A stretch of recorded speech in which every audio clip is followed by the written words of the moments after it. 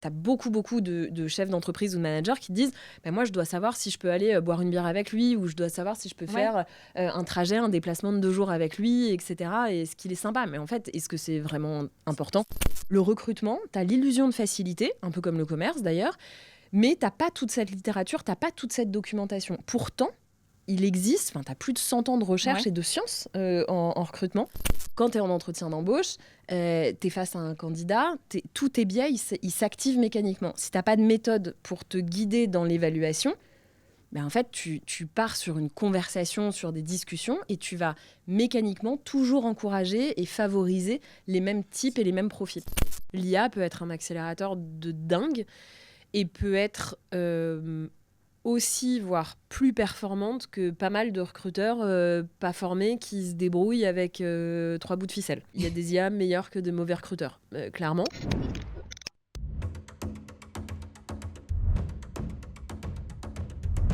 C'est l'histoire d'une boîte de la tech animée par l'envie de travailler autrement. Cette boîte, c'est notre boîte, Shodo. Je suis John, le cofondateur et le CEO de ce groupe désormais présent à Paris, Lille, Lyon, Nantes, Rennes, Toulouse et La Réunion. Je suis Laurie, la CEO de Shodo Paris, la première entreprise où tout a commencé. Et on est tous les deux ravis de vous accueillir dans notre podcast Sous les claviers la plage. Ce podcast, c'est notre façon de découvrir des entrepreneurs et des entrepreneuses engagés. Comme eux, on croit possible de repenser l'entrepreneuriat, de privilégier la transparence et l'équité, tout en conciliant performance et respect. Parce que sous nos claviers, il y a bien plus que du code. Il y a l'envie de bâtir un monde du travail plus juste et plus humain. Et un monde où les métiers qui ont du sens riment avec performance. Bienvenue dans Sous les claviers la plage. Toutes les entreprises recrutent. Et pourtant, très peu traitent le recrutement comme un vrai métier. Et c'est sans doute l'un des plus grands paradoxes de l'entreprise moderne. Un sujet universel, critique, coûteux et encore trop souvent géré au feeling, à l'intuition, à l'arrache, et je m'arrête là. C'est d'autant plus frappant que les chiffres, eux, sont très concrets. Une embauche coûte en moyenne autour de 4 700 $ et une erreur de recrutement peut coûter près de 17 000 $ et parfois davantage selon la taille de l'entreprise. Autrement dit, on parle d'une décision que toutes les boîtes prennent, mais que beaucoup continuent à traiter comme si elle n'exigeait ni méthode, ni formation, ni rigueur particulière. Et Marion, toi, tu portes précisément l'idée inverse. Tu racontes être tombé dans la marmite du recrutement il y a 20 ans.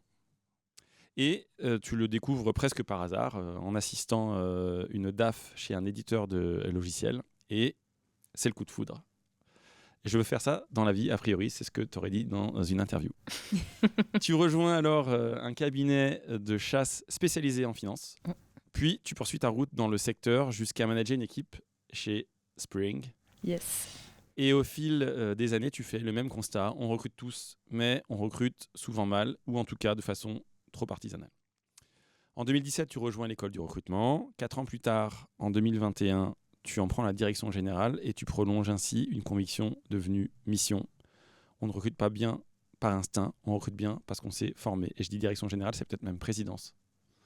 Ouais, c'était fort. Mais les mots sont importants.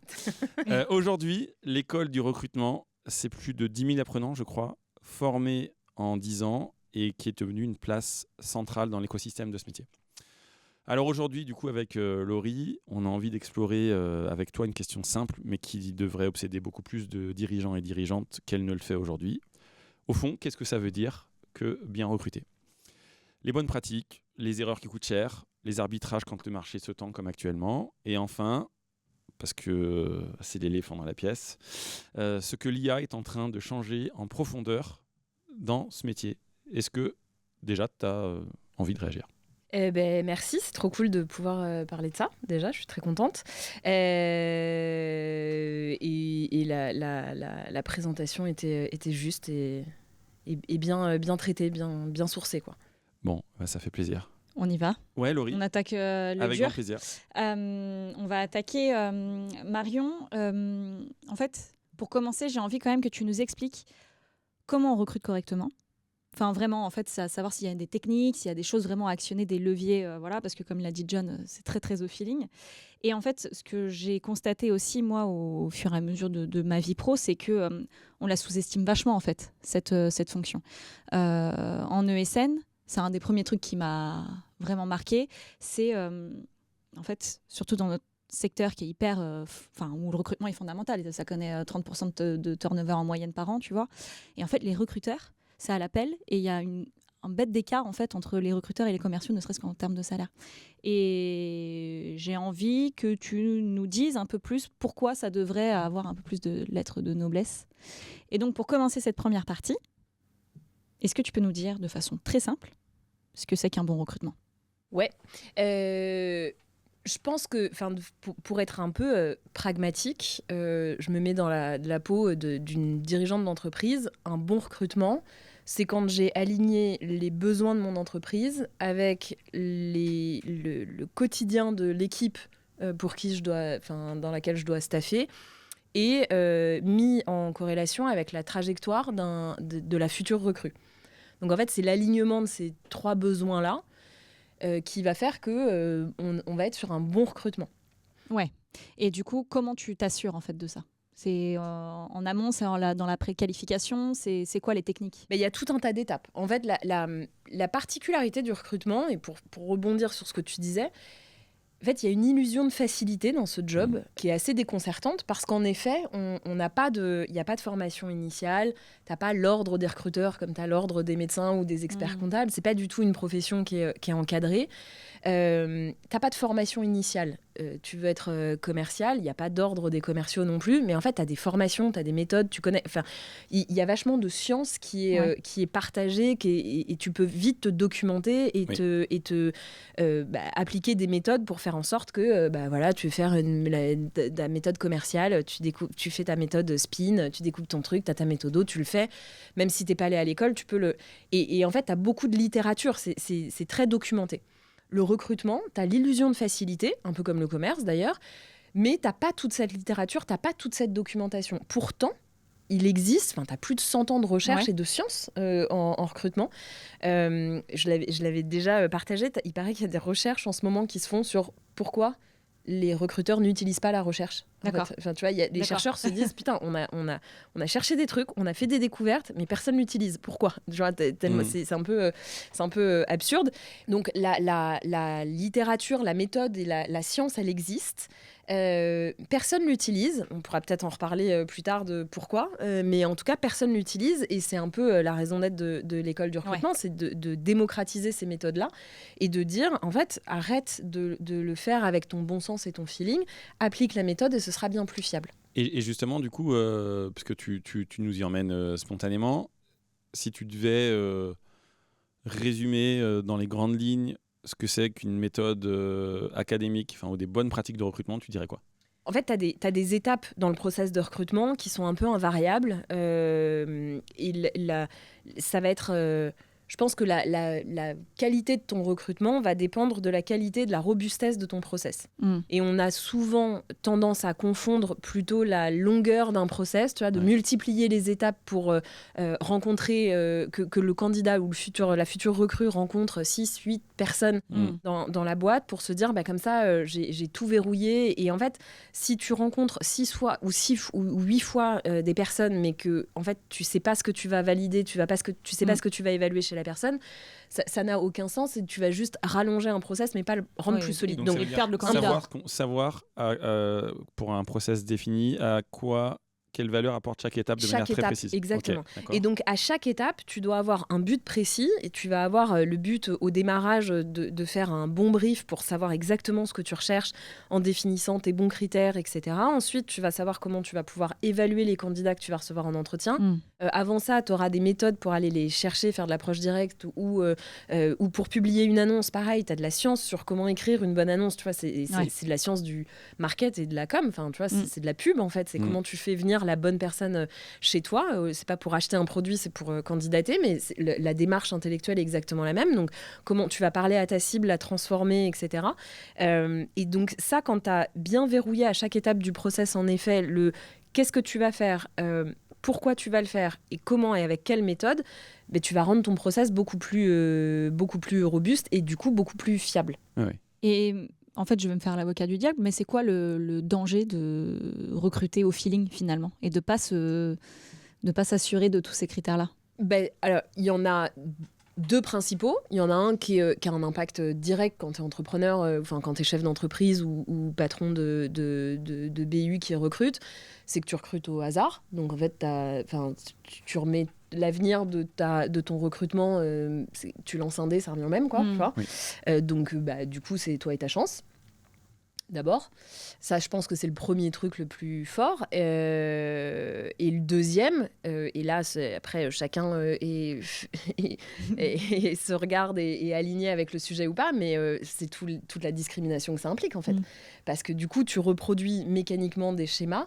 On est des humains, on est bourré de biais, tu peux faire ce que tu veux, tu peux te former, lire, savoir que tu es bourré de biais. C'est pas parce que tu sais que tu as des biais que tu les... que tu es capable de les contrer. Voilà. Ouais. Donc, quand tu es en entretien d'embauche, tu es face à un candidat, tous tes biais, ils s'activent mécaniquement. Si tu n'as pas de méthode pour te guider dans l'évaluation, en fait, tu pars sur une conversation, sur des discussions, et tu vas mécaniquement toujours encourager et favoriser les mêmes types et les mêmes profils. C'est hyper intéressant ce que tu dis. Est-ce que tu peux nous donner des exemples on est quand même là pour vulgariser les choses, les expliquer. Est-ce que tu peux nous donner des exemples de biais existants par exemple, pour notre audience qui peut découvrir le sujet. Le biais le plus classique quand tu es en entretien d'embauche, ça va être le biais de ressemblance. Tu vas toujours vouloir recruter quelqu'un qui te ressemble, que tu le veuilles ou non. Et ce serait de la mauvaise foi que de dire l'inverse. Tu vois, franchement, on veut tous recruter des gens qui nous ressemblent. Donc, tu vas avoir le biais de ressemblance, le biais de sympathie. Et après, donc, tu vois, des gens socialement désirables. Ouais. Et donc, les gens socialement désirables, c'est les gens qui ont tous les codes. Et donc, mécaniquement, tu vas écarter tous ceux qui les ont pas. Bien sûr, ouais. Puisqu'ils seront pas socialement désirables, ils vont pas avoir le comportement du bon candidat pendant l'entretien d'embauche. Pour autant, c'est pas forcément le bon professionnel dans son job derrière. Oui, c'est-à-dire que tu t'es privé de profils qui répondaient davantage à ta fiche de poste. Mais ce qui veut dire que du coup, il faut quand même que tu aies une fiche de poste au préalable. Il faut que tu aies quand même défini tes critères de qu'est-ce que tu recherches, en effet. Parce que sinon, tu peux pas savoir si ça colle ou pas. Donc, biais de ressembless, biais de sympathie. T'as quoi d'autre comme différents biais Après, t'en as un autre assez courant, c'est l'effet de halo. Quand t'as un truc qui t'arrive, tu vois, tu vas avoir un a priori. Ouais. Tu vas te dire, je sais pas, j'ai un bon feeling, ce mec est sympa. Ouais. Et en fait, tu vas systématiquement tout interpréter comme ce mec est sympa.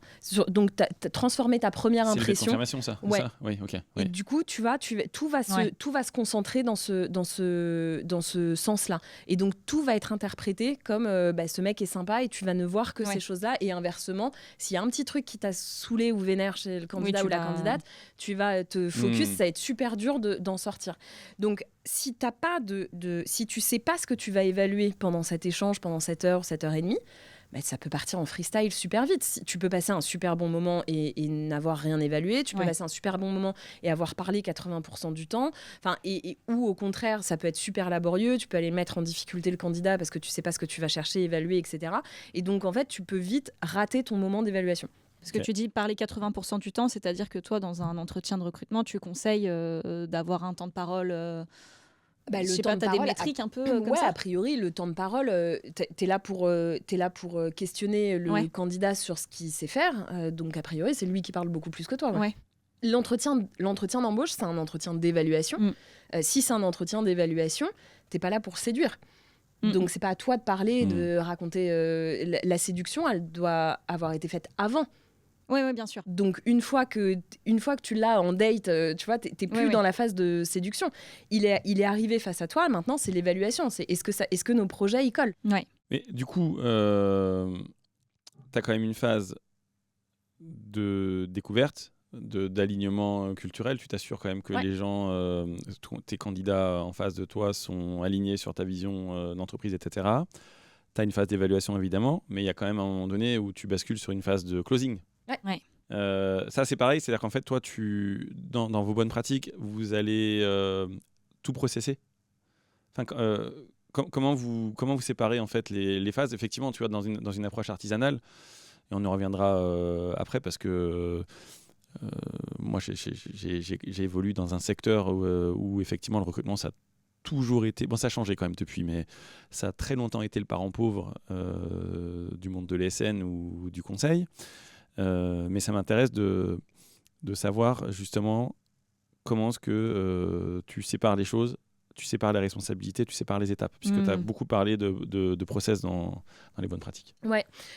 En fait, au démarrage, tu définis ton besoin avec le manager qui recrute. Oui. Là, tu as de la méthode pour aller questionner, définir les critères, etc. Ensuite, tu vas faire ton plan de sourcing, d'approche directe, d'annonce ou quoi que ce soit. Tu vas recevoir tes candidatures et tu vas avoir un pool de profils à préqualifier. Donc là, à ce moment-là, toi, pareil, c'est tes go-no-go, quoi, tu vois, et c'est les trucs indispensables, c'est les salaires, la dispo, la localisation géographique, enfin tous ces sujets-là ça sert à rien de se parler si ça déjà c'est pas carré. Donc ça c'est la partie de préqualification, donc où tu dis oui, non, et ensuite tu as tes étapes d'évaluation. Et en effet, tu l'as dit, tu peux évaluer des compétences techniques. Vous êtes dans le milieu de l'informatique, il y a des trucs, il faut savoir le faire, c'est comme ça, c'est des éléments techniques à valider. Souvent, c'est assez facile. On sait assez facilement les évaluer. Ils savent faire, ils savent pas faire. Binaire, tu peux faire des mises en situation. Enfin, ça, souvent, les boîtes, elles sont assez... Elles savent à peu près le faire. Ouais. Et ensuite, tu le disais, il y a aussi l'évaluation culturelle. Et là, c'est la porte ouverte à tout, parce qu'on se dit, là, du coup, c'est du fit, là, c'est du relationnel. Et c'est à ce moment-là que tu peux vite partir dans tes sujets de discrimination. Et tu as beaucoup de chefs d'entreprise ou de managers qui disent, moi, je dois savoir si je peux aller boire une bière avec lui, ou je dois savoir si je peux faire un trajet, un déplacement de 2 jours avec lui, etc. Et est-ce qu'il est sympa ? Mais en fait, est-ce que c'est vraiment important d'être sympa si, au passage, tu peux aller boire une bière avec lui, c'est cool, mais le plus important, c'est pas ça. Et en fait, c'est pas ça la valeur d'une entreprise, c'est pas de boire des bières ensemble. Enfin, j'espère pour beaucoup d'entreprises qu'il y a d'autres choses plus solides que juste boire des coups, quoi. Donc, en fait, ces éléments de culture, ils sont aussi... Tu peux aussi les évaluer de façon hyper structurée, de la même façon que tu vas évaluer des compétences techniques. Pour ça, il faut savoir qui tu es et comment tu vas pouvoir le faire. Et donc, dans un process de recrutement, tu vas avoir la phase de brief, la phase de préqualification, l'entretien, l'évaluation technique, l'évaluation culturelle, et en effet, après, la phase de négo. Et nous, par exemple, à l'école du recrutement, quand on recrute pour nous, on a mis en place un truc que je trouve assez stylé, en même temps, je l'ai mis en place, donc c'est l'entretien inversé. Ouais. Où en fait, c'est le candidat, la future recrue, quand on lui a fait toutes les étapes, on décide de lui faire une offre, on lui fait l'offre, on lui dit on te veut, à telle condition, on lui fait la propale. Et une fois que la propale est faite, on lui dit maintenant, réfléchis à la propale et fais-nous un entretien inversé, pose toutes les questions que tu veux nous poser. Mais nous, la propale, elle est faite.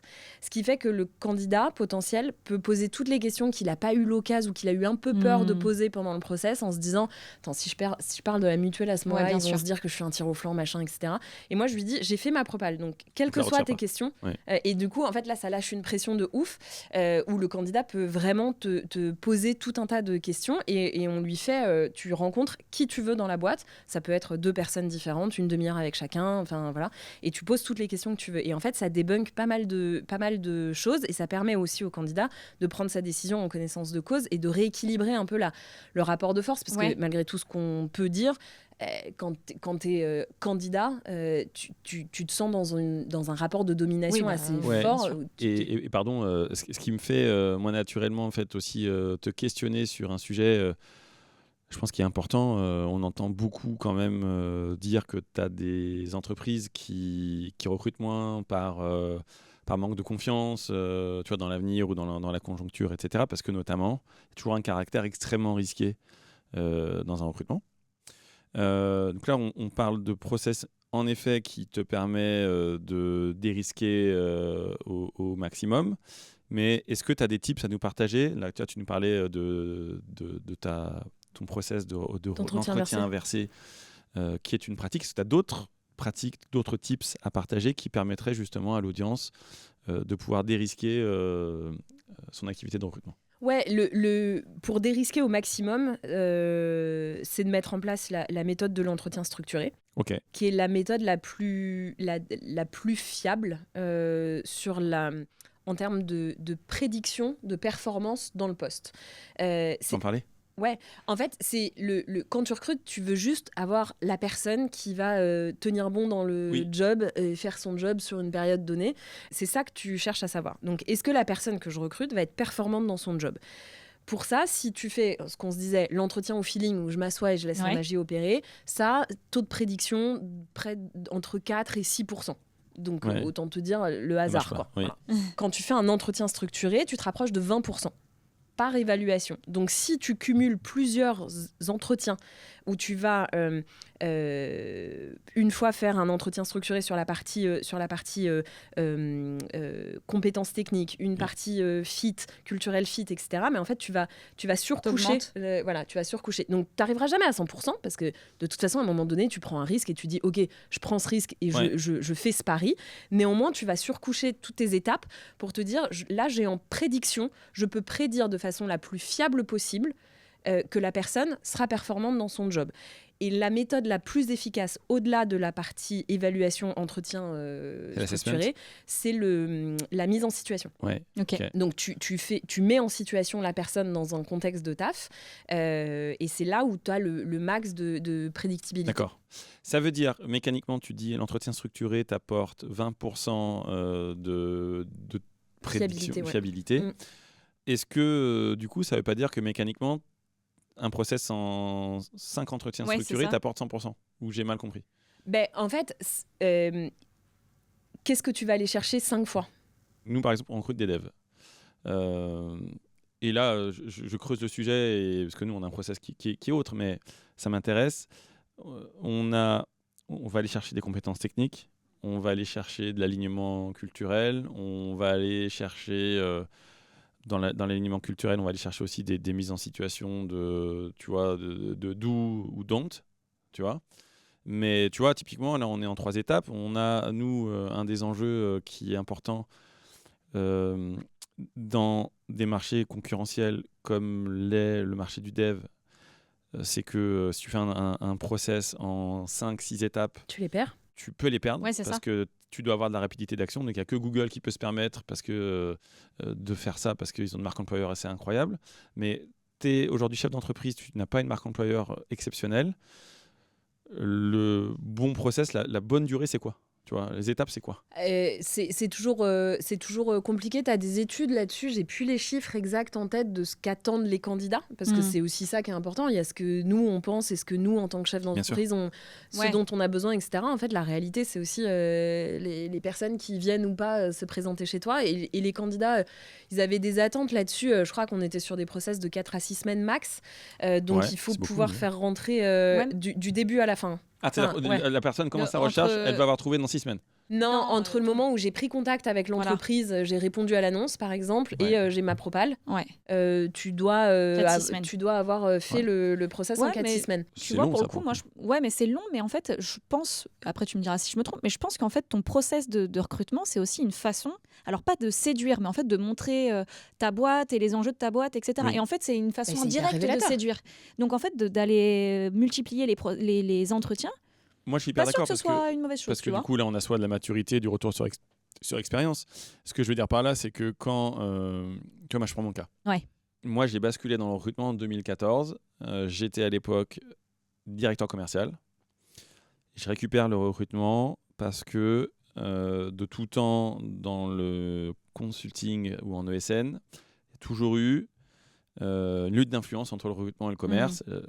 En général, le commerce a plus de poids, et le commerce, quand la conjoncture est pas bonne, dit branle-bas de combat, catastrophe, on arrête de recruter parce qu'il y a trop d'intercontrats. Donc l'intercontrat, ce sont des gens qui sont salariés, payés et qui sont entre deux missions. Donc c'est un coût pour l'entreprise. Donc en général, les sales qui sont commés, rémunérés à la marge, tirent le frein à main. Et donc le recrutement, qui est un métier de fond, en fait, quand tu fais du stop and go, ça marche plus. Et donc moi, je souhaitais, pour remettre de l'efficience, mettre les deux activités sous le même giron pour débiaiser les luttes d'influence, grosso modo. Je disais, en fait, on a besoin d'avoir un recrutement qui soit efficient et régulier, et en fait, on ne peut pas demander à des recruteurs et des recruteuses de faire un effort, de s'arrêter, de faire un effort et de s'arrêter. Quand je découvre ce métier, donc en 2014, je découvre un périmètre où les recruteurs, plutôt des recruteuses, parce que c'était majoritairement un métier féminin, en tout cas au moment où je le découvre, extrêmement mal payé, extrêmement mal considéré, où finalement, je découvre que j'ai des meufs dans mes équipes que je viens de récupérer qui gagnent 4 fois moins que des sales. Alors que pour autant, l'impact dans l'entreprise, il est certainement pas 4 fois inférieur. Et dans les périodes de tension économique, de prospérité, tu as besoin de recruter, c'est le nerf de la guerre. Et donc là, je me rends compte aussi, tu vois, moi je suis novice, je me rends compte qu'on n'a pas de process, qu'on a des biais qui sont assez incroyables dans le sens où pour N évaluateur, on peut avoir N manières d'évaluer ce que c'est qu'un bon candidat. C'est quoi un bon candidat ? Personne ne sait le définir. Tu vois, moi j'arrive, je leur dis, dites-moi ce que c'est un bon candidat. J'ai N évaluateur qui me donne N définition. Je dis, en fait, sur ces bases-là, moi, je peux pas prendre de décision. Parce que, en fait, si toi, Marion, un bon candidat, c'est, si on va reprendre sur l'exemple des notes scolaires, sur 20, si un bon candidat pour toi, il faut avoir 17 sur 20, et toi, Laurie, tu vas dire, en fait, c'est plutôt 14. Ouais. Si on n'a pas discuté de c'est quoi bon, c'est quoi correct, ou c'est quoi éliminatoire, tu vois, donc je me rends compte qu'on n'a pas de process. Je me rends compte, surtout, on recrute des devs à l'époque, mais je me rends compte qu'en fait, on recrute des devs en leur demandant 3 qualités, 3 défauts. Ah, mais en fait, il présente bien, il est souriant. Et qu'en fait, tu vois, à l'époque, je me dis de manière hyper basique, mais quand il y a les télécrochets, Star Academy, The Voice, etc., les gens, en fait, on les fait chanter et on dit ils chantent bien, donc je le prends, je le prends pas. Et en fait, les devs, on les recrute sur des compétences qui sont complètement hors scope du cœur de métier. Bref, tout ça pour dire que tout ce que tu dis, ça me parle vachement. C'est pas simple de savoir établir un process, c'est pas simple de piloter par la valeur, c'est pas simple de savoir se dire ok, qu'est-ce qu'on évalue, qu'est-ce qu'on évalue à chaque étape du process, et je voulais rebondir dessus. C'est un vrai job. C'est un job. En fait, non, mais c'est pour ça que je disais, ce métier souffre de l'illusion de facilité, parce que tu as souvent l'impression que c'est assez facile. Ok, je cherche un dev, je vais poster une annonce, je vais les recevoir, tu vois. Et en fait, derrière tout ça, mettre ce process, et comme tu dis, en effet, définir un critère. Déjà, définir un critère, c'est super dur. Franchement, c'est super dur de définir un critère. Ensuite, il faut en effet avoir une échelle de notation sur ce critère. C'est qu'est-ce qui va être la bonne réponse, la moyenne réponse, la mauvaise réponse. Et ensuite, toi, ton seuil en effet, ton seuil de décision. Est-ce qu'il y a des critères qui sont obligatoires, certains qui sont des nice to have? À partir de quelle note je dis que c'est rédhibitoire ou pas rédhibitoire, tu vois? Parce que, et pour le coup, dans le process de l'entretien structuré, il fait souvent peur parce qu'il paraît rigide. Parce qu'en fait, il est pas rigide, il est juste et il est fiable. Et je te jure qu'en tant que candidat, ça change la donne d'être traité de cette façon-là. Tu as un sentiment de justice qui est incroyable. Donc, pour travailler sur les marques employeurs, je pense que c'est hyper fort aussi. Tu as une attache. Quand tu es candidat et que tu vis un process de recrutement structuré, tu te dis, OK, je suis pas chez des guignols. En fait, je suis chez des gens qui savent exactement. Et je sais pourquoi. S'ils me disent non, franchement, je vais pas, ce sera OK, quoi. Mais en effet, pour reprendre mon truc, du coup, tu dois définir ton critère, définir ton échelle de notation, savoir à quel moment tu dis oui ou non, pourquoi, quel est ton seuil, et quel est ton process de décision, en fait. Et ça doit pas bouger. Oui. Ça doit pas évoluer dans le temps. Le truc qu'on voit un peu classiquement, c'est t'as tes critères, tu te dis ok, je cherche un dev, et en fait tu rencontres un dev qui a un petit truc en plus et tu dis ah putain, en fait on va rajouter ça, et du coup ça te sort tous ceux qui étaient avant, qui n'avaient pas ce truc là, parce que t'avais pas réfléchi en amont à quels sont tes critères, qu'est-ce que tu veux, et ça doit pas bouger, ça doit pas être mouvant en cours de process. En fait, ça demande d'avoir une vraie maturité aussi sur ta boîte, parce qu'en fait, le recrutement, ça cristallise plein de questions, donc en fait, il faut avoir beaucoup de recul, prendre le recul. Tu peux le faire aussi en création, c'est toujours un peu plus dur, mais l'analyse de poste...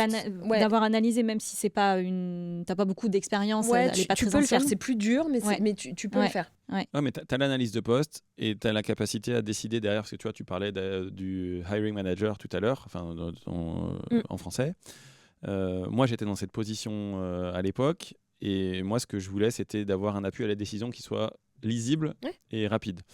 Donc, ce qu'on avait fini par mettre en place à l'époque, c'était une notation arbitraire, c'est-à-dire qu'on mettait 4 notes, les deux extrêmes, 20 sur 20, 0 sur 20, c'est 0, j'élimine.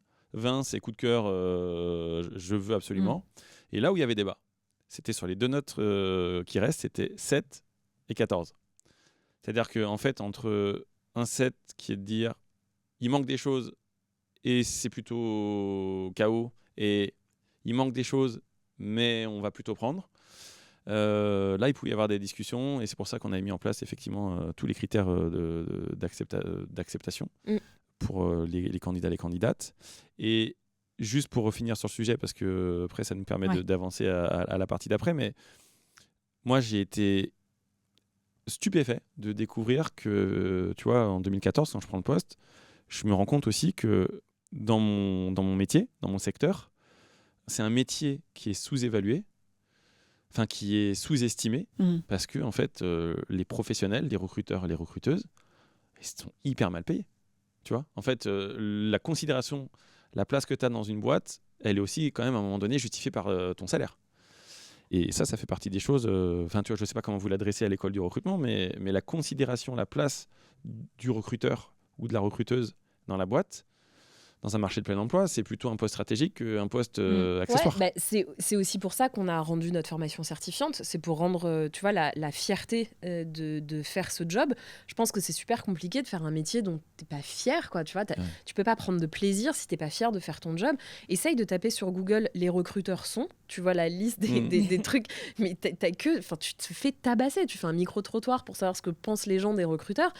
En fait, personne n'a envie d'être recruteur. Tu vois, tu te fais savate tout le temps, parce que tu as une très mauvaise image de ce métier, parce que côté candidat, tu dis évidemment 8 fois non pour une fois oui, donc t'as plein de frustrés quand tu dis non en plus, parce que bon, la réalité, il y a aussi... Si tu dis pas non, en vrai, les recruteurs se font beaucoup taper sur la tête, il y a beaucoup de bonnes pratiques, mais il y a aussi beaucoup de très mauvaises pratiques, donc ça sort pas de nulle part non plus. De ghoster les candidats, tu vois, de faire des process à rallonge, de pas tenir au courant, de pas savoir sur quoi tu vas être évalué. Enfin, tous ces trucs-là, c'est aussi des pratiques qui malheureusement sont hyper courantes, existent, et à un moment donné, les candidats, tu peux pas trop leur en vouloir. Mais en tout cas, pour ceux qui font bien leur job et qui veulent avancer, c'est aussi pour ça que nous, on a rendu notre formation certifiante. C'est de dire, tu peux être fier de ce que tu fais, t'as une certification professionnelle, t'as de la méthode, t'as de l'expertise, et en termes de posture en interne dans l'entreprise, tu peux aussi tenir tête à un hiring manager. Parce que la réalité, c'est quoi ? La réalité, c'est que les recruteurs, c'est des équipes. Les équipes recrutement dépendent de la DRH. Déjà, la DRH, en termes de pouvoir dans une entreprise, on sait que c'est pas non plus la fonction la plus, malheureusement, la plus strat. C'est souvent, tu vas mettre la DRH ou codir histoire d'eux, mais bon, c'est pas celle que t'écoutes le plus, quoi, tu vois. Et le recrutement, c'est une matière de la DRH. Donc déjà, tu vois, dans la hiérarchie d'importance, ça en dit long. T'as certaines ESN qui décident de mettre la direction recrutement de façon indépendante de la DRH et de la rattacher à la direction générale. T'en as quelques-unes qui le font, et je trouve que c'est des messages assez forts, mais c'est toujours pas le courant, ça reste une partie de la RH. Donc déjà, ça en dit long. Et souvent, les DRH ont des fonctions qui sont assez larges et qui sont pas exactement celles de l'acquisition de talent. Enfin, tu vois, la gestion du people, le talent management et le talent acquisition, c'est pas la même chose, quoi. Et le mindset est pas le même, sauf que dans une DRH, on te demande plutôt d'être sur le talent management. Et la partie acquisition, c'est un autre mindset. Nous, on milite beaucoup pour que le recrutement soit indépendant de la RH, tu vois, dans les organisations, parce que je pense qu'en plus, ça demande des compétences qui ne sont pas toujours celles de la RH. Tout ça pour dire qu'en effet, ce n'est pas valorisé. Et du coup, dans ces fonctions de DRH, souvent, le recrutement, c'est la porte d'entrée. Et donc, tu arrives, tu es junior en entreprise, tu es recruteur. D'ailleurs, même souvent, on te met sourceur. Tu dois aller chercher les profils, alors que c'est potentiellement le truc le plus technique du métier. Très dur. Mais par ignorance, tu vois, voilà. Et quand tu seras grand, tu seras DRH. Mais d'abord, tri des CV, quoi, tu vois. Et en fait, je pense que ce manque de valorisation aussi du métier sur les salaires et tout, c'est lié à cette historique-là de tu commences recruteur, quand tu seras grand, tu seras RH. Et en fait, c'est assez récent. Alors, ça bouge et ça s'améliore, mais c'est assez récent quand même qu'il y ait des carrières dans le recrutement. Avant, ça n'existait pas. Tu vois, faire la distinction entre un sourceur et un évaluateur, c'est des choses, il y a 10 ans, on ne le faisait pas trop, quoi. pour basculer dans la partie 2, Ouais. il n'aura échappé à personne ici que depuis 2 ans et demi, l'économie va pas très bien. Ah bon ? Voilà. Il y a une crise qui est quand même très dure, moi qui me rappelle sous bien des égards celle de 2008-2009 dans la violence et dans la longueur aussi. Ma question, c'est comment est-ce que, en temps de crise, le recrutement s'adapte, sachant que, évidemment, c'est un centre de coûts. Donc, en général, quand c'est la crise, les entreprises ferment les robinets. Mmh. Comment est-ce que ton secteur s'adapte ? Comment est-ce que toi, à l'école de recrutement, dont le recrutement est le fonds de commerce, comment est-ce que tu t'adaptes ? Quel message tu portes ? Et ouais, je sais pas si Laurie, tu voulais rajouter quelque chose dans la question. Oui, enfin, je voulais savoir aussi comment tu te rendais compte que c'était la crise, quoi. Mais vas-y. Ouais, c'est dur. C'est dur, en effet. Les entreprises ont ce réflexe de couper les robinets, comme tu dis. Le réflexe premier, c'est de ne pas remplacer les départs, de faire Bien des sûr. licenciements, que tu aies les périodes d'essai, etc. Donc, en effet, tu as des équipes. En fait, t'as jamais un gel total. Le hiring freeze, tu l'as pas sur la totalité d'une entreprise. Tu vas l'avoir sur certains secteurs Bien sûr. ou sur certaines divisions, certains métiers, mais il y a des métiers sur lesquels tu devras toujours recruter. Donc, tu as quand même des remplacements, des trucs essentiels pour la vie de l'entreprise. Oui. Donc, tu as toujours quelques recrutements qui tournent, mais dans des proportions qui chutent drastiquement. Donc, ce que tu fais, c'est que tu compenses et tu limites drastiquement le nombre de people qui vont opérer le recrutement. Donc, ça, déjà, c'est un premier constat. Moi, mon business, il tourne sur le nombre de personnes à former dans les équipes. Donc, si les équipes se réduisent, mon gâteau se réduit mécaniquement aussi. Les entreprises, elles réagissent plutôt comme ça, ce qui fait que les équipes recrutement restantes, elles se prennent une sauce d'une violence inouïe parce qu'elles ont beaucoup moins de budget, parce qu'évidemment, tu dois faire des coupes budgétaires. Donc, tu coupes toutes les dépenses qui ne sont pas essentielles. Donc, tu as de moins en moins d'outils, tu as de moins en moins de moyens, de moins en moins de bras pour faire, certes, moins de volume, mais du coup, proportionnellement par personne, ça gonfle un peu l'activité. Et donc, tu te retrouves un peu en surcharge de travail et en tension avec une pression hyper forte et surtout des exigences qui, paradoxalement, augmentent dans les moments de crise. Oui. C'est-à-dire que ça va moins bien, donc on prend encore moins de risques sur les profils qu'on recherche et donc on recherche encore plus le mouton à 5 pattes, quoi. Et donc tu remets une pression supplémentaire sur les équipes recrutement. Je sais pas si ça répond à ta question. Si. Tu l'as dit, les besoins continuent de tourner, etc.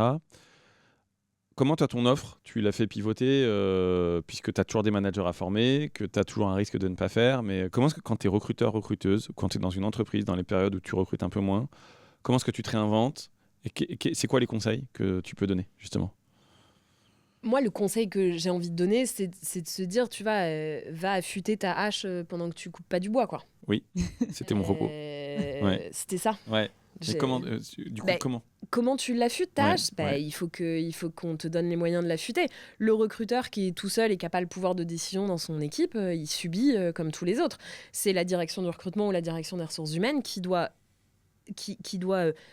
porter la conviction que dans ces moments-là, on doit affûter notre hache parce que quand ça repart, sinon tu vas attaquer ton arbre avec un couteau à beurre, quoi. Tu vois, et du coup, c'est bizarre celle-là. Non, mais elle est très bonne. Mais du coup, mais encore faut-il que les directions recrutement aient cette conviction et envie de la porter. Donc là, c'est des choix d'entreprise que nous, à l'école du recrutement, on subit. Clairement, là, on peut donner des idées, mais on prêche pour notre paroisse. Tu vois, je peux te dire qu'il faut affûter ta hache pendant que tu coupes pas du bois. Si t'as pas envie de le faire, tu le fais pas et j'attends que tu te retrouves avec ton couteau à beurre et que je vienne t'aider à ce moment-là, tu vois. Mais évidemment, nous-mêmes à l'école du recrutement, on prend un saut dans la tronche. De la même façon, le marché du recrutement, globalement, s'est pris un moins 20, moins 25% d'activité sur les 2 dernières années. C'est exactement ce qu'on s'est pris nous aussi, hein. Oui, ce que tu veux dire, c'est que c'est quand c'est plus calme qu'il faut finalement passer à la formation et peut-être prendre le temps mais ça représente un coût à ce moment-là. Et les entreprises, elles se disent, je vais pas je vais pas dépenser de l'argent sur une fonction support, sur un truc qui a moins d'activité. En ce moment, tous les budgets, ils sont mis sur le business, sur le sales et sur le management. Tu vois. Ouais. Et en plus, ce qui est assez intéressant, c'est que toi, tu es dirigeante d'entreprise. Ouais. Tu es en train de dire que justement, tu es aussi un peu dans la sauce et que tu vois, moins 25% d'activité sur ton entreprise. Ouais. C'est ça? Comment tu t'adaptes? Comment on s'adapte? On resserre les coups. Clairement, tu vois, tu dois très clairement réajuster ta structure de coûts par rapport à ton revenu.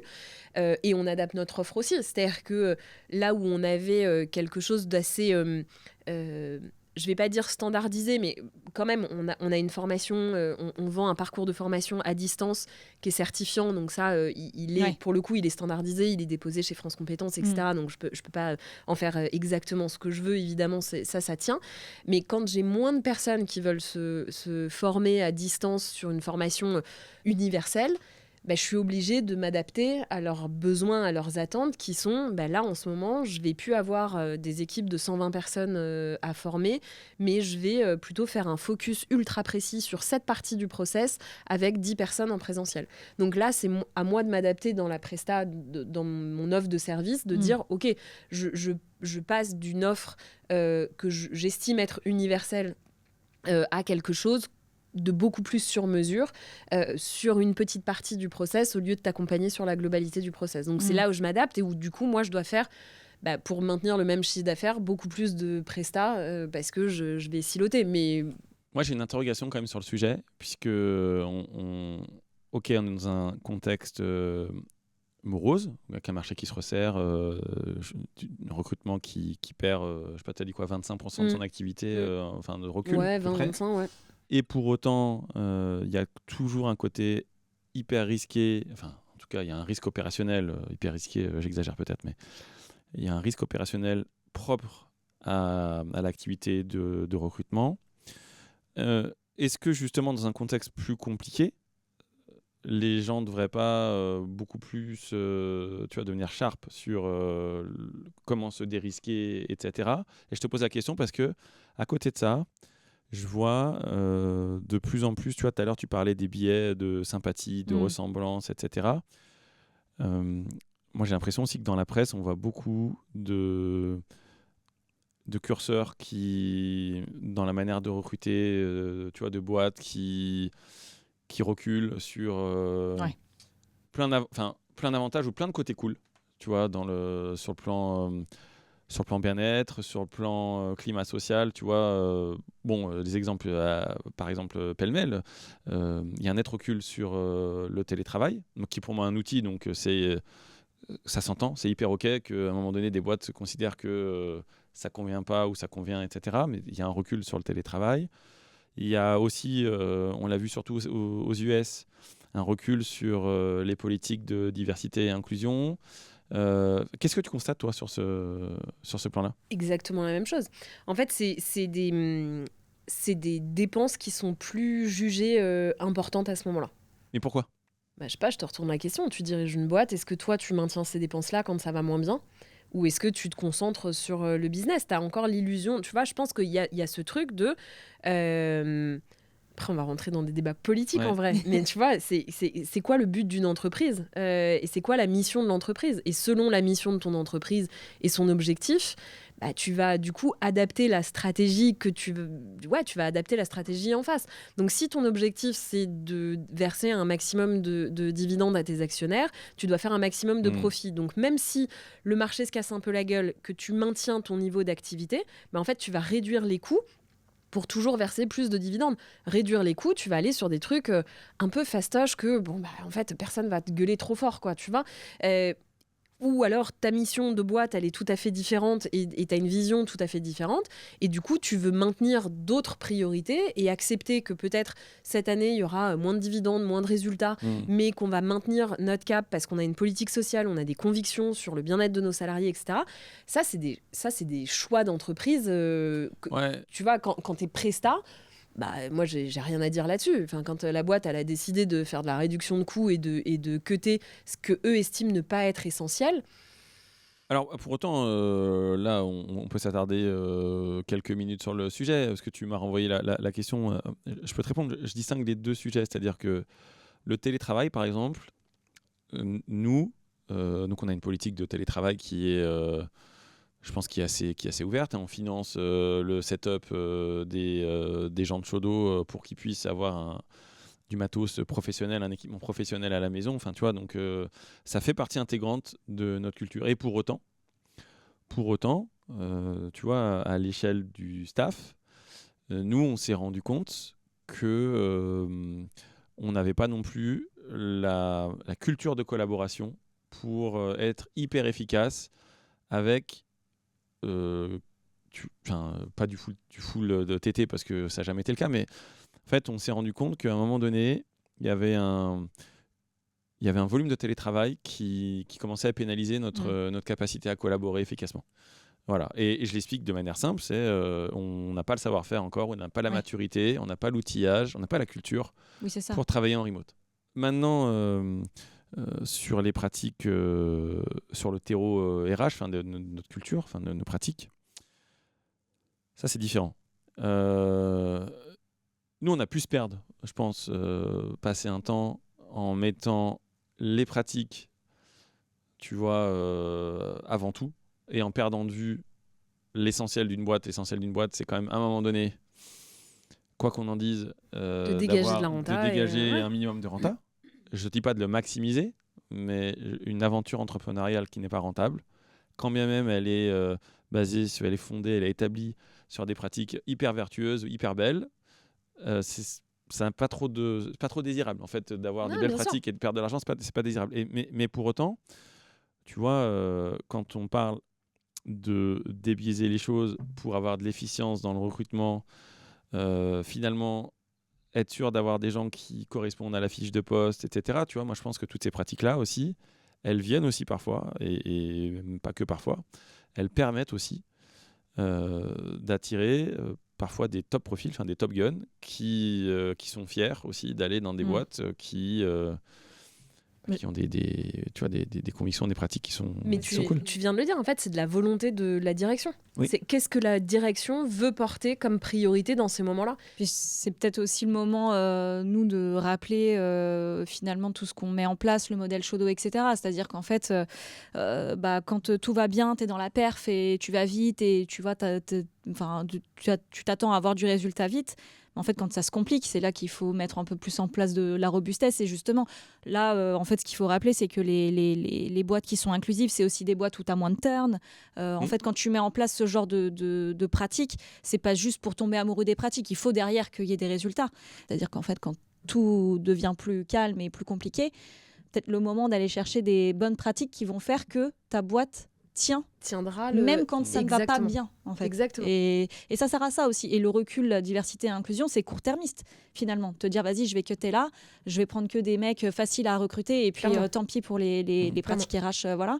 Alors que finalement, c'est être robuste que de continuer à investir là-dedans même quand ça va moins bien, quoi. Clairement. Maintenant, on ne peut pas ne pas en parler. Je voudrais qu'on puisse aborder aussi, avoir ton avis, ton retour sur l'impact de l'IA sur ton métier, sur l'activité du recrutement. En fait, on est en train d'assister à une véritable révolution industrielle là, depuis quelques mois, mais moi j'ai le sentiment, en tout cas en tant qu'entrepreneur, chef d'entreprise, que depuis quelques semaines, il y a une accélération qui est incroyable, à un point tel que beaucoup de métiers col blanc vont devoir se réinventer. Quel est l'impact sur ton secteur, sur le recrutement, en quoi l'IA peut être un accélérateur, en quoi l'IA peut... tu vois, moi, je vois de plus en plus, par exemple, de métiers, donc là, on est plus sur du recrutement, mais on est plutôt sur du coaching, mais tu as du coaching assisté par l'IA, tu as des gens qui vont parler à des moteurs pour progresser, donc avec des agents qui sont coachs. Est-ce qu'on peut imaginer demain des agents recruteurs qui font un top boulot ? Ouais, je pense. Après, il faut savoir ce que tu attends de ton agent recruteur. Il faut savoir quelle partie de ton process tu es prêt à déléguer à une machine et quelle partie tu veux garder à la main d'humain. Je pense que sur un canevas de process, l'IA peut être un accélérateur de dingue et peut être aussi, voire plus performante que pas mal de recruteurs pas formés qui se débrouillent avec 3 bouts de ficelle. Donc ça, je pense qu'aujourd'hui, il y a des IA qui sont meilleurs que des... Il y a des IA meilleurs que de mauvais recruteurs, clairement. Ouais. Donc c'est sûr que les recruteurs qui sont pas au niveau aujourd'hui, qui prennent pas le pli ou pas le virage, il va peut-être falloir réfléchir à une reconversion. Ça, c'est certain. Et on le voit déjà, tu as des boîtes qui licencient déjà sur ces sujets. Aujourd'hui, comment c'est utilisé nous, on bosse pas mal avec les grands groupes. Le retour que j'ai de mes clients, ça reste quand même beaucoup de frilosité et beaucoup de... on se regarde tous qui va en prums et qui va faire le truc en prums. Franchement, les cas d'usage pour le moment... Moi, j'ai rien vu de révolutionnaire chez mes clients, globalement dans les entreprises. J'ai pas vu encore de process complètement remplacé par l'IA de façon performante. Pour toi, pour l'instant. Globalement, ça va être, ça va les aider à pré-rédiger des messages d'approche. Donc, tu vois, quand tu fais un sourcing, tu vas approcher une personne qui a rien demandé, tu lui envoies un message pour dire hey, salut, viens, on discute. Ces messages-là. Très souvent, quand tu reçois des messages des recruteurs, ils sont assez claqués au sol. J'ai une opportunité professionnelle, j'ai pensé à vous, ça pourrait vachement vous intéresser, cliquez ici. Donc évidemment, quand on voit des messages aussi pourris que ça, c'est sûr que l'IA peut faire mieux que toi. Donc oui, l'IA peut te faire des messages un peu moins claqués que ça. Ça reste pas des messages de fou, mais ça reste déjà vachement mieux que cela. Donc si tu écris ça, bah oui, tu peux aller beaucoup plus vite avec l'IA. Ça peut te faire la même chose sur les annonces, la même chose sur pour générer des questions d'entretien. Encore une fois, je mets vachement de précautions parce que si tu sais pas ce que tu lui demandes, tu peux avoir l'illusion qu'elle t'envoie un truc de ouf, alors que c'est assez moyen aussi et c'est pas toujours. Shit in, shit out. Tu vois, si tu sais pas ce que tu lui donnes, elle va te sortir un truc, tu vas te dire ah trop bien, alors qu'un spécialiste te dira non, c'est claqué. Mais si tu sais ce que tu lui demandes, tu vois, typiquement sur la génération de questions, si tu lui dis je veux faire des questions comportementales pour ma trame d'entretien structurée avec une échelle Bars, si tu sais pas ce que je viens de te dire, ce qui est normal si t'es pas recruteur, tu pourras pas demander ça à ton IA et donc elle te pourra jamais te sortir ta trame de questions correcte. Si tu sais ce que je viens de te dire et si tu comprends ce que tu attends de questions comportementales avec une échelle Bars, ben en fait tu vas savoir corriger ton IA, l'améliorer et la rendre meilleure. Donc en fait pour le moment, dans les pratiques, on voit des petits bouts de messages, de questions, mais qui ne sont pas exactement les vraies bonnes questions, mais c'est toujours mieux que 3 qualités, 3 défauts. En fait, ça dépend d'où tu pars, quoi. Voilà. Mais globalement, dans les entreprises, on en est encore à peu près que à là, et le transcript d'entretien. On n'a pas... donc du coup, là, tu parles des agents type Nuta, enfin, je ne sais pas si on a le droit de citer des... Bon, on a le droit, ça va, personne va nous... Voilà, okay. Non, mon propos, c'est... Donc là, on est sur... l'automatisation de tâches, grosso modo, un peu rébarbative. Est-ce qu'on peut imaginer un futur dans lequel tu as des agents IA qui te dressent des shortlists et qui font des arbitrages sur des candidats? Enfin, tu vois, qui proposent des shortlists en disant un tel, une telle, je prends, et un tel autre, je prends pas. Alors aujourd'hui, c'est interdit. T'as l'IA Act qui t'interdit en fait, t'as pas le droit... Alors, ce qui n'empêche absolument pas d'avoir beaucoup d'outils qui te promettent ça. Donc, tu peux les acheter, les outils, il n'y a pas de problème. Les outils ont le droit d'exister, mais tu n'as pas le droit de les utiliser. Donc, tu peux, c'est toi qui es en risque, c'est l'utilisateur final qui est en risque. Donc, tu ne peux pas... L'IA Act a listé les métiers et les usages qui étaient à risque, avec l'IA. Le recrutement en fait partie. Et donc, dans le recrutement, tu ne peux pas déléguer la responsabilité et le choix à la machine. Donc, il faudra toujours qu'un humain ait pris la décision. Donc, les outils ont compris ce truc-là et vont te contourner le truc en disant on te fait un pré-tri, on te fait une pré-sélection et c'est toujours l'humain qui dira oui ou non ou machin. Mais en fait, t'es un humain, tu postes une annonce, 1h30 plus tard, alors peut-être que vous, dans le monde de l'ESN, c'est pas votre réalité, mais dans beaucoup d'entreprises, c'est une réalité. Je sais pas, t'es dans la grande distrib, tu postes une annonce... d'employés libre-service, tu fermes l'annonce au bout d'une heure, tu as eu 450 candidatures, quoi. Donc, comment, quand tu reçois 450 CV en une heure et que tu as une machine qui te les a pré-triés, tu vas pas te dire non, je vais quand même tous les repasser un à un pour être conforme à l'IA Act. En fait, évidemment que tu vas suivre ce que la machine te dit. L'important, c'est est-ce que la machine a bien fait qui l'a paramétré, comment elle a décidé. Et ça, en fait, il faut que tu sois toi en capacité d'expliquer les éléments de tri de ta machine, de l'outil que tu as acheté. Si tu n'es pas capable de donner les critères de tri et de sélection, et si tu n'es pas capable de les modifier, si tu n'as pas la main dessus, c'est pas légal. Donc pour le moment, si ça bouge pas dans l'IA Act, le monde où il y a un agent qui te fait ton recrutement tout seul ne peut pas exister. Ok. On ne savait pas. Mais donc du coup, ça veut dire qu'aujourd'hui, tu as quand même, avec cette réglementation-là, tu as une forme de plafond, je ne sais pas si on peut dire un plafond d'air, mais tu as une forme de limite aujourd'hui encore. Tu as une forme de limite protection, mais après, il y a plein d'autres choses. Et c'est pour ça que je te parle du canevas du process. Ce n'est pas la prise de décision qui va être détachée. C'est tout le canevas du process. C'est comment tu vas faire ta trame de prise de brief avec ton hiring manager. Quelles questions tu vas lui poser, comment tu vas le challenger, et à quel moment tu vas te contenter de sa réponse, comment tu vas le relancer, etc. Tous ces trucs-là, tu peux le faire avec une IA, envoyer des messages, faire des... Tu sais, les agents, aujourd'hui, tu vas dire, OK, j'ai mon job, faire des listes de sourcing, envoyer des messages. Tout ça, ça peut aller un peu plus vite, faire des relances. Ouais. Faire des relances. Combien de recruteurs envoient un message et te disent, putain, il m'a jamais répondu. Mais tu l'as relancé. Oui, mais ça, c'est ce qu'on propose des solutions de type ATS, par exemple, entre autres. Elle le propose pas forcément. Ou c'est pas forcément utilisé par les recruteurs. Donc ça, demain...